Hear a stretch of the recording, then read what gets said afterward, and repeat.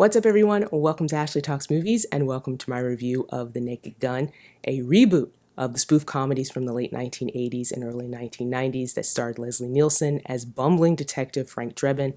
This new version is directed by Lonely Island alum Akiva Schaffer from a script co-written by Schaffer, Dan Greger, and Doug Mann, the same team behind the Chip 'n Dale Rescue Rangers movie from 2022. Liam Neeson stars as Drebin's son Frank Drebin Jr., who has followed in his father's footsteps and become a detective working in LA's police squad. When Drebin is assigned a murder case, he soon finds himself trying to stop a deranged tech mogul who plans to use a device that could destroy the world. Before I jump into the review, do me a favor, make sure you subscribe, that way you can keep up with everything I'm posting on the channel, including all of the movie reviews, entertainment news, and more. Over here, Lieutenant. I think someone murdered my brother.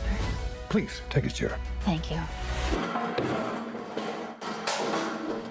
The Naked Gun is back, although with a new cast, a new absurd case, and plenty of deadpan slapstick comedy. The structure of the original Naked Gun is pretty much intact, but the new movie isn't afraid to break formula and take things in a slightly different direction. Liam Neeson takes up the mantle from Leslie Nielsen, but instead of playing a version of the character Nielsen made famous, he plays his son, which makes for a nice homage to the original character. The casting of Neeson probably seems odd to some. Honestly, it took me by surprise too, because although Neeson has had a few turns in comedy projects before, in the last couple of decades, he's basically chiseled out a career as a gruff action star, often playing characters out for vengeance. But Neeson is able to use that persona to his advantage, and his deadpan delivery as wacky things are happening around him is what makes the comedy work. Neeson commits to the bit, and so does Pamela Anderson, who plays Beth Davenport, a true crime fiction writer who becomes involved with Frank Drebin as he's investigating a mysterious death. She leans into the role of the femme fatale who might have something more to offer than just her looks. This role also gives Anderson another opportunity to show her acting chops,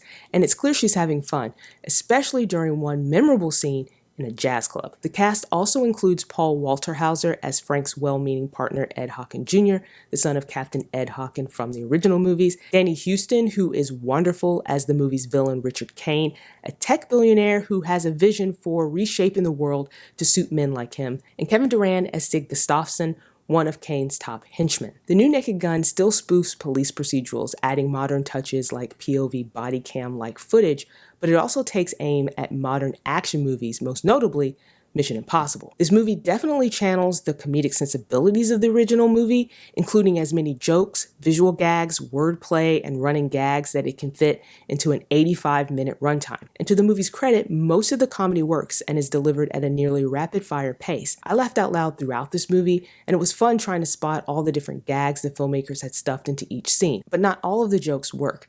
There are a couple of scenes where the running gag went on for too long, and there's one sequence in particular that I won't share too many details about, but basically it involves a snowman, and it got a lot of laughs from the crowd at my screening, but I didn't think it was that funny. I actually thought the whole thing went on for way too long, and it took away some of the movie's momentum. I won't spoil them here, but there are also some nice callbacks to the original movies, as well as some notable cameos. The original Naked Gun is considered by many to be one of the funniest movies ever made, so rebooting it presents challenges. While this version doesn't top the original, thankfully it manages to be a fun, hilarious comedy in its own right, with a great cast that's able to deliver. I honestly can't remember the last time I laughed this much in a theater. I had an absolute blast with this movie, and I hope other people feel the same way, because I would really like it if Hollywood would make more comedies like this. So those are my thoughts on The Naked Gun, which is out in theaters this weekend. Do you plan on seeing it? Let me know in the comments. While you're here, like and subscribe, and stick around for more videos